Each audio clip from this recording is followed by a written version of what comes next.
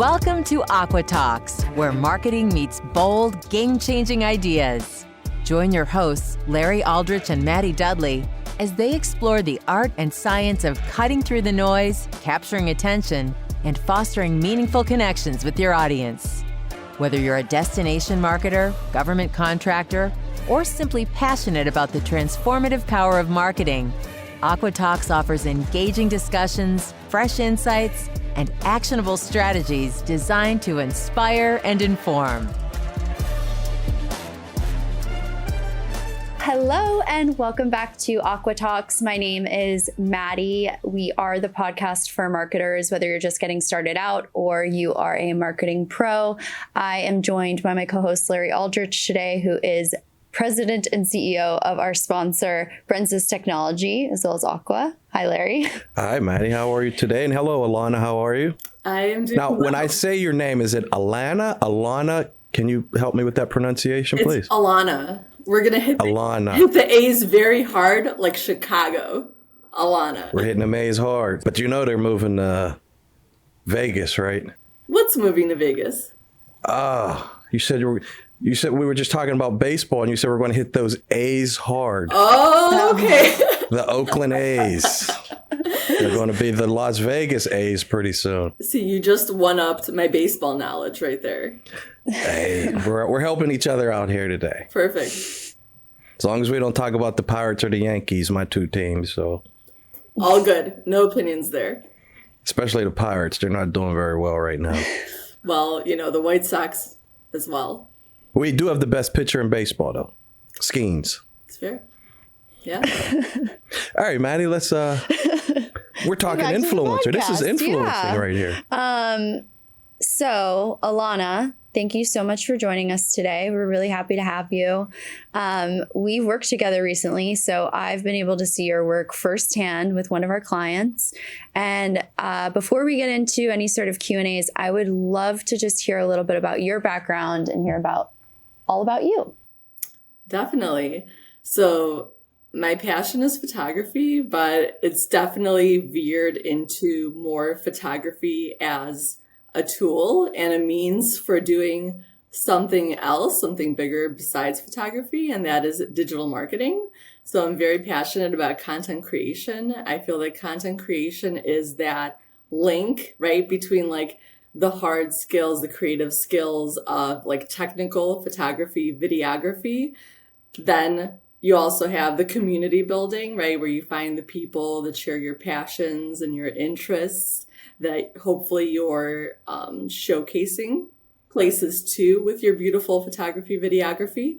And then like at the top of my trifecta triangle are the destinations and the brands that hopefully also have that amazing alignment between the values and the passions that you yourself have and that your community has. And it becomes this beautiful relationship.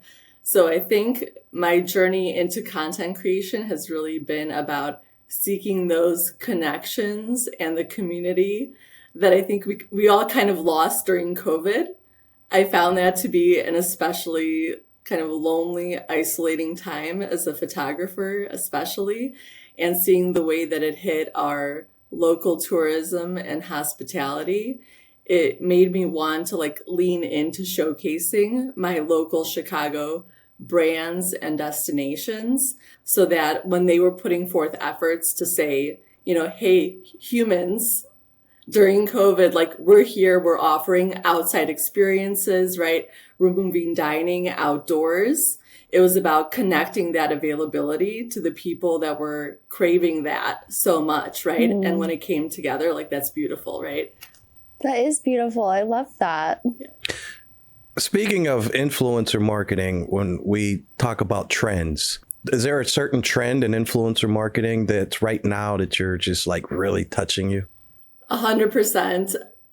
For me personally, I've gotten, I think, an early start into how useful AI is in digital marketing and content creation.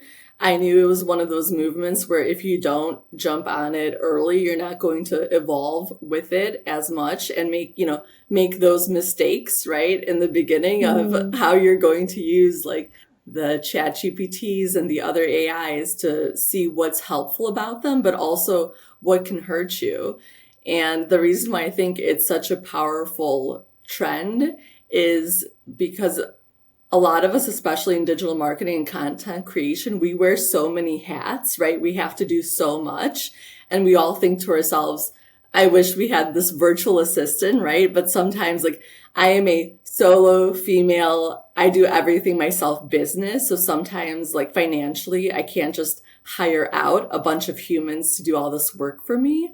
So using AI strategically has really offloaded a lot of organization, right? Proofreading, copy, ideation, those kinds of things. So it has helped me tremendously to offload that brain space so that I can use, my creativity and like put that into my community and my clients, right? Because that's what they're looking for.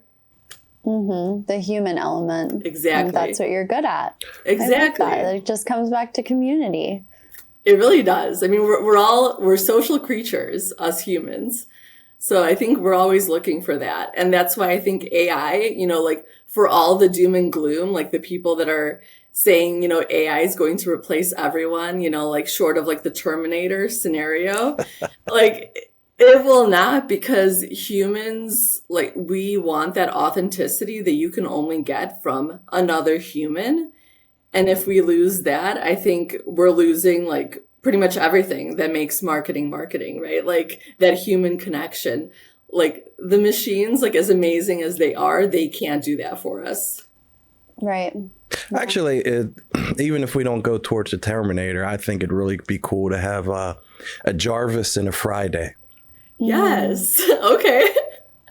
I could see that. Is Jarvis Interstellar? Wait, which one's Interstellar? I don't know. You don't know who Jarvis and Friday is? No. I've heard of the name Jarvis before. You know who Tony Stark is? Oh, yes. Yep. Okay, that rings a bell now. I am Iron Man. Yeah. And when Jarvis got interconnected into Vision, then that's when Friday came. Oh, okay. So it's like the son of Jarvis. Chip, you here? Spoiler alert. Are you Chip? Where's Chip at? Chip, are you hearing this? I think it's time to rewatch the Iron Man. Yes. Somebody needs to start watching the MCU from the beginning. Those were excellent. Well, what do you start with? You start with Iron Man, the very first one. Okay. All right, we'll catch up. I'll do Iron Man and come back to you. We'll get there. Yes.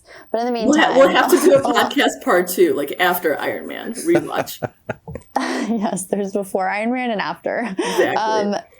So you talked a little bit about photography and how it got you into content creation, but like tell us about your first gig. Tell us about how you started posting and just all that. So early gigs, I think, included a lot of my photography kind of became known for like brands like in situ. I hope I'm saying that right. I don't know. It just means like in like the environment that like speaks to the brand, right? So like I had a lot of Chicago brands that would reach out and say, like we have this product, but we want it photographed in a way that like takes it out of like the very like sterile, right? Where you have that like colorful like screen behind the product or the white screen.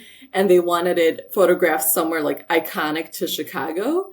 So I would literally have products like packed into like a giant backpack, and I would have all of my photography equipment, and I would be taking the L, around Chicago. Yes. And obviously I'm a local, so I'm very familiar with like when tourists think of Chicago, like what they're thinking, right? They're thinking the Bean, they're thinking the Chicago Theater, right? Like in the spring, we have our iconic Chicago tulips where we have like 100,000 plus tulips on the Magnificent Mile, and it's stunning.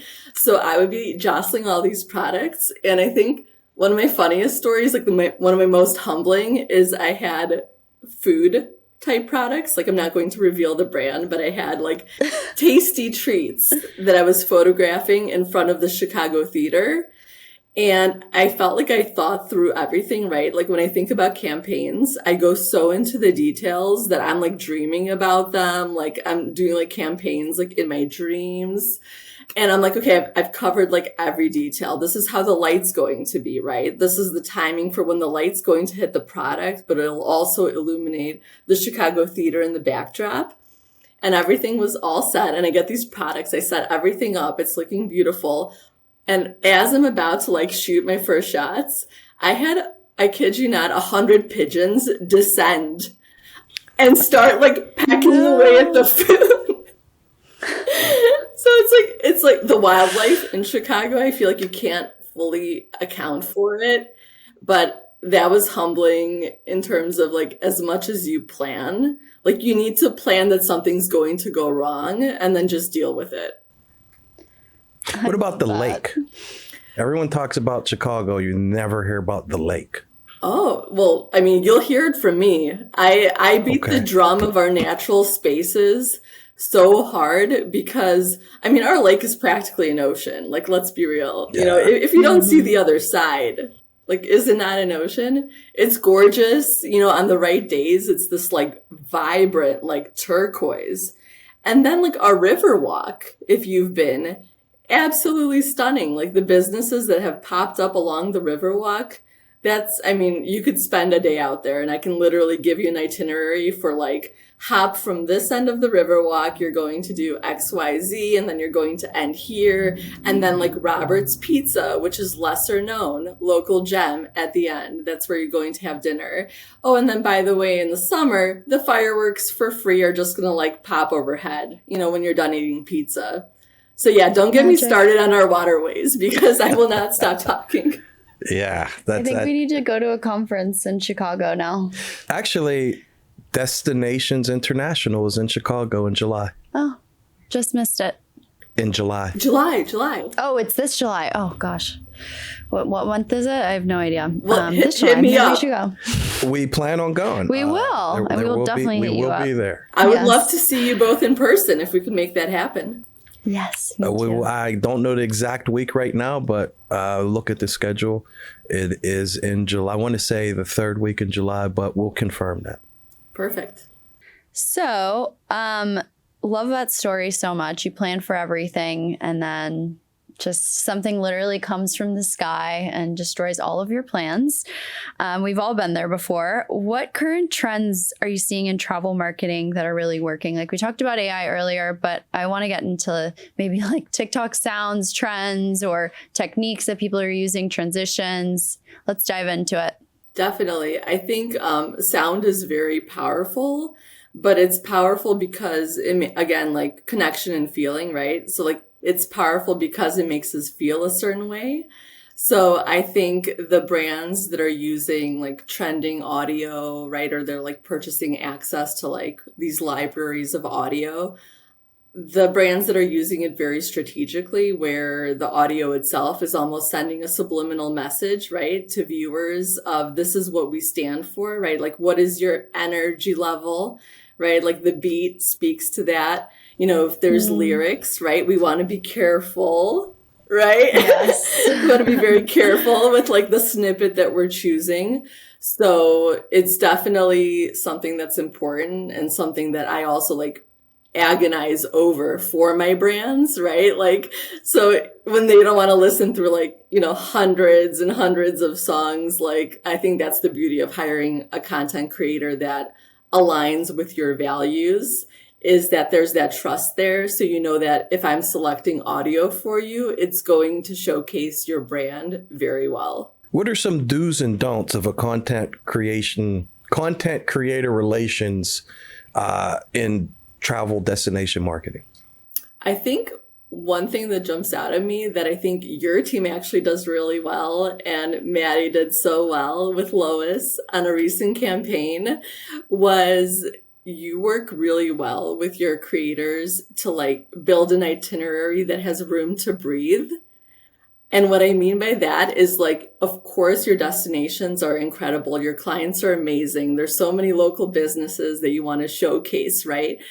but having that kind of built-in like time, right, in between things where like the magic can happen, right? And the person that you're working with, like a content creator such as myself, can take one of your business's recommendations, right, and pop over there and maybe have that like unplanned for experience that's spontaneous. I think that's a big do, because usually those experiences come through so authentically. And also they showcase how in touch your own local businesses are with their communities. And we'll probably touch on this later, but like little preview, when I was in Punta Gorda, I was with Sup Inglewood Beach, and one of the guides there recommended a local redfish place, like specifically because the redfish fingers there were so good. And I've never had redfish, and it blew my mind. It was the tastiest fish. And I had this like platter, and it's like the kind of dish where you're like, I'm not hungry anymore, and you're still eating it because it's so good. What's the name of the restaurant? I want to say it's Smokin' Jerry's. Okay. Yeah, I think Smokin' Jay's, maybe? Yeah. I think, no, Jerry? let's check the notes. I think Smokin' Jerry's. Okay. Yeah. I haven't been. I see this is, you come across hidden gems that we don't even know about in destination while you're there by life mission having that little bit of accomplished. extra time. Yeah. So your work heavily focuses on short form video and photography. What makes for a compelling travel story on platforms like Instagram or TikTok? I think my kind of foundational elements are actionable information and insider info. So myself as a content creator, I am like a very type A research person, right? So like when I research for my own travel, I like to dig in, like, right? Like I'll go into the Reddit threads and I'll be on like page, 4 or 5, like, so I like to research very deeply. And I find that my own audience, and I think like the people that are using social media to plan their travels, I think they do like to dig a bit deeper. So if you're providing very actionable information, right, like that integrates into their trip, and they can visualize like, this is the connection point, right? I'm starting at this hotel, and then this is the experience I'm going to next. I'm brunching, right? Then I'm doing this activity, and it sort of like works seamlessly. That's the level of detail that I think a lot of people are looking for, because we're trying to go beyond what people can normally do just through like a quick Google search, So if you can give them something that makes them feel like they're having like a unique experience, unique itinerary, they're going a little bit deeper, and their travel's more meaningful that way, I think that's very important. And I think insider info ties into that really well, because there's this movement of traveling more consciously, right? Like we don't want to keep oversaturating like the same destinations, like the same like big city top 3. So I think when you're giving that insider info, you're kind of helping funnel people into, right, like more local businesses, like more local experiences. And I think that's where what we do with travel digital marketing, where it could be a really powerful engine, right, for moving people into like the businesses and experiences that may need it very deeply, right, in order to survive. And also businesses that are offering something really special for people, right? But that people may not know about because they don't have the same marketing budget as a very large, right, like destination. So I think if you give those fundamentals, like the actionable information and the insider information together, you're going to serve your people, your community, your audience, and they'll come back to you for more. Yeah, it just comes back sort of, I feel like your mantra is community. It's just it is the thread throughout it all, which I love. And it's so true that good travel is built on that. Like you can't fake the culture of a destination. You can't fake that. It's all in the community that's established and nurturing that. That's good. Yeah, that was pretty interesting. That was explained very well. I was still thinking about eating fish, but it's exciting. That's just going to stay with me.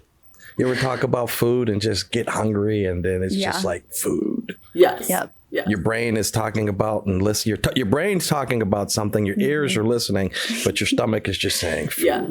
The stomach I think we'll get starts lunch talking. after this. Absolutely. Yeah. How do you balance creative storytelling with strategic goals of your clients, the driving of bookings, or the boosting visibility? How do you measure the success or impact of your partnerships and campaigns? That was a mouthful question. So Yes. still going back to food. Let me try to answer it in two parts.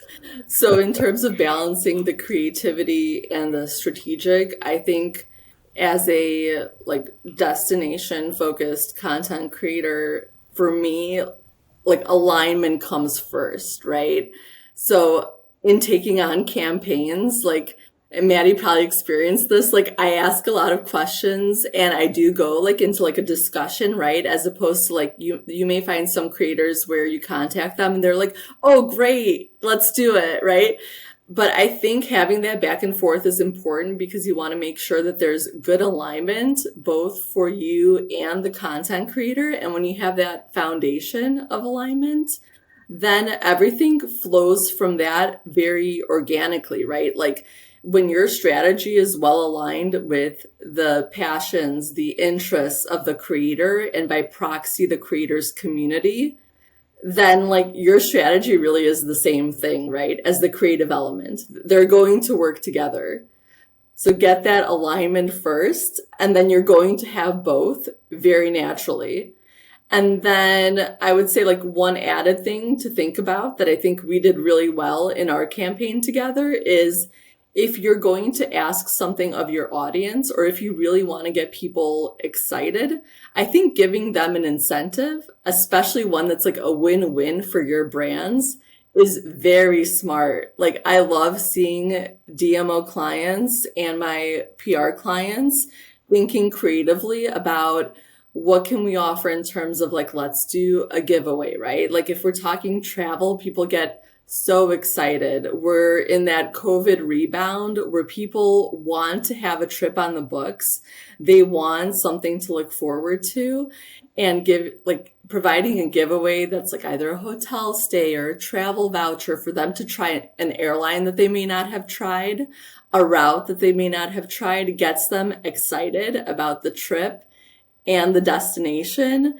And then when they get excited about the destination, right, like that all funnels, right, to all the local businesses that are in that destination. So it's really about getting people excited to come to a region, because like what else are we doing but trying to get people to see the magic and the beauty of the places that we already have fallen in love with. Yeah. Have you used tactics before, like a code or like if you book this, then you get a discount or other things like that to help track bookings? Definitely. Discount codes are good for sure. The simpler, the better. There are some downsides of like affiliate codes and discount codes as being a good proxy, because they've done some studies on this. And despite how close of a relationship a community has with a creator, they've been shown to not really use their codes, right? Unless it's like a really juicy discount code. So that just boggles my mind, because I'm like, why wouldn't you, right? If you can get like a discount and you're like, right, supporting like the efforts of creation and bringing these destinations to you. But for some reason, humans psychologically are not that great with like, right, like using a code, unless I think you make the process so seamless. And this is, I think, where maybe we still have a ways to go, right? With like social media, where it can integrate more seamlessly into like the end user experience of finalizing a booking. I still think there's like a disconnect a lot of times between, right, like mentally noting the discount code if it doesn't auto populate in the link, and then having to like remember that, and then like, right, if they're not ready to make a booking then, and it was in a story and then the story expired, right? So there's so many variables, and Instagram does not make it easy to link out. Like we can't really link out through posts. So I think that's also somewhere where, hopefully Meta, if you're listening, They're always listening. they're always listening. So, Mark, Mr. Zuckerberg, I think that's something that we can do that will definitely help brands is like, if we just make that funnel much easier for the user to actually use and experience, then yes, I think, Maddie, I think the idea is good. I think in practice, it doesn't work that great. I love that. I'm going to have to read some of those studies after this conversation. That's great. So with the importance on authenticity in social, how do you ensure that your content doesn't come across too staged or make sure it's more polished, doesn't come across too staged? I think I am naturally a little bit goofy. So I think, as much as I prepare and I'm like type A and I want to control all the variables, like I've accepted, like having done this for so long, that things are going to happen. And I think actually showing people the things that happen along the way where it's not perfect, like things don't always go right. And sometimes, like present you makes mistakes for future you. Like this is me with flights every time. I am like, look at this amazing early morning flight. I'm going to have the whole day at the destination, right? Great idea. And then you're also like working there. And then you arrive at like, 6 a.m. You haven't slept because you have to backtrack the time it takes, right? To wake up, get ready, go to the airport. So you make these, right? Like as humans, we all obviously make mistakes in like planning or execution, whatever it is. And I think sharing some of that with your audience, like it's fine, right? Like the experience isn't perfect and people understand that because that's how life is. And I think that makes your content way more relatable than just like this, like, right, the snippet that's absolutely perfect. Yeah, that reminds me of yesterday. I'm flying here early in the morning, got up at 3 a.m. to get to the airport from Pittsburgh to Florida, planned on going to the beach. Great idea. I get to Florida and it's raining. And I'm in the hotel really room raining, staring out the window all day at the rain. I'm like, I could have did this in Pittsburgh. Yep. So the weather's going to weather, so. It followed me. The rain followed me. Right. Alana, where do you see the future of travel content going in the next couple of years? Let's get out our crystal balls. Crystal ball. Okay, the crystal ball predictions. We were talking a lot about connection and community. I think that's going to be more important than ever. I don't know if the term is like hyperlocal. I guess that's probably a good way of saying it. I think hyperlocal travel is and will continue to be very important. It's something that I'm doing here for my more local destinations, like in and around Chicago. It's basically taking people that are in a big city and then showing them everything that's right. Like just hop outside of here, right? Like leave your little bubble. And like, I promise you, you're going to have such a special experience.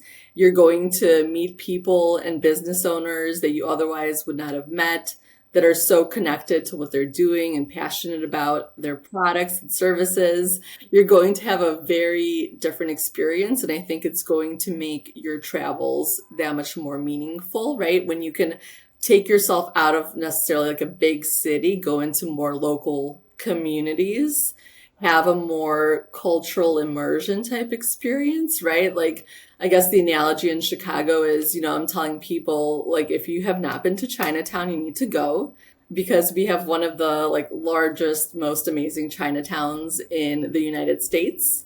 We also have Asia on Argyle with incredible Vietnamese food. And we have so many of these like interesting neighborhoods, right? So if you just leave downtown, you're going to have a very different, more cultural experience. So I think that trend is a great one. I love it. I support it. I am part of it. I'm proud to be part of it, and it's not going away. One of my favorite styles of cooking is dim sum. I worked in an industry quite a few years ago where I worked, and part of my sales territory was San Francisco, Oakland, and Emeryville in California. And my sales counterpart was from Shanghai. Oh. And he told me all about the style of cooking dim sum. He took me to some authentic restaurants that had like great dim sum, excuse me. And he had to order for me because they only spoke Cantonese. And he told me he moved here from Shanghai with $100 in his pocket. And I was like, here we go, one of those stories. Did you walk barefoot also? But he flew. But I had to just see if that was, really how everyone tells that story. You hear those stories. Back in my day, we walked to school in the snow. Yes. Uphill, both ways. So dim sum. Speaking of Chinatown, dim sum is my favorite. Yeah, we need to find a good spot here. Oh, yeah. When you're in Chicago, absolutely. You know where to go. Reason. I definitely will be looking for that. So moving forward, walk us through one of your favorite campaigns or partnerships and what made it successful. Definitely. So Maddie and I just had an amazing campaign together. I'm still thinking about it. We did the Punta Gorda Inglewood Beach campaign together, and that is a great example. I think we were just talking about hyperlocal tourism connection, right? And that trip, I think, really embodied, right? You take a smaller place like Punta Gorda and Inglewood Beach, right? And you get people excited about it, right? I mean, everyone knows the Miamis and the Fort Lauderdale, but it's such a good example of Florida has so much more to offer people. They just need to know about it, right? And I was honestly we worked on the itinerary together, but still, when I arrived, I was shocked how much there was to do there and how diverse the offerings were, right? You could go up in a biplane. Do you guys know what a biplane We sent her up in a plane. You put me up in a plane. You had to do it because I won't do it, Alana. And I felt like a pilot because it's a 2-seater open air and you're sitting in front. The pilot is behind you. Yeah. And you feel you feel responsible. I felt like a co-pilot, right? And it was this incredible adventure. And you're just going up and down the coast in that area. And you get to see Punta Gorda and Inglewood Beach, which is just a stunning area. I think people don't realize that, right? There's the Florida Keys, but then Punta Gorda and Inglewood Beach has keys as well. Yeah. And these gorgeous marshlands. So to see it from above, that was, I don't know. I would recommend that particular adventure to everyone. I think that's if you're going to give people one reason to go Punta Gorda, Inglewood Beach, that Suncoast biplanes, Gareth and Joy, they themselves are little gems, right? They're that couple is a treasure and you should honor them by making sure that everyone goes there, right? And gets up in a biplane. I think it's so special. Find a special occasion or make up one. And I would book that activity, again, in a heartbeat. And then also Sup Inglewood, that I kind of mentioned earlier. Another incredible business, Nicole running that business and her guides. I think they're all, I want to get the term right. They're Florida master naturalists. So that means they know more about the wildlife and that region than anyone else that you'll encounter. And, one other travel trend I'm a big fan of is sustainable tourism, right? More eco-conscious tourism. So when you do a tour with someone like Nicole's company with Sup Inglewood, you start understanding the ecosystem there, having a respect for it, understanding why we need conservation in that area. And you can look around and say to yourself, this area is so beautiful, right? But then having that experience, you build that secondary connection of, I want to keep it this way, right? And I want to get people to visit this place, but very consciously, right? Respectful of the wildlife, the plants, the natural beauty of the place. And I think that's so powerful. So, that campaign's going to stay with me. Yeah. And not to mention that, like, I love that you had a great time, but your content that you produced in Destination was absolutely amazing. We loved the photos. Alana also did a giveaway with her followers where we partnered with Allegiant also, who flew her in from Chicago, and they gave away some money to a lucky follower, but it had great engagement. And I mean, that's one of the biggest reasons why we wanted to host you today on the pod, because you are so good at what you do. Well, back at you, Maddie. I feel like I could tell from the beginning. I'm like, Maddie understands the business. She understands the values, like there's great alignment. And I think like that campaign, like you said, I mean, you should take credit for it. It was so clever. It made sense. It was like win, win, win, right? A lot of people that hadn't heard of Allegiant, they didn't realize how easily accessible, right, that part of Florida was from Chicago and other cities that Allegiant flies to, and also how affordable.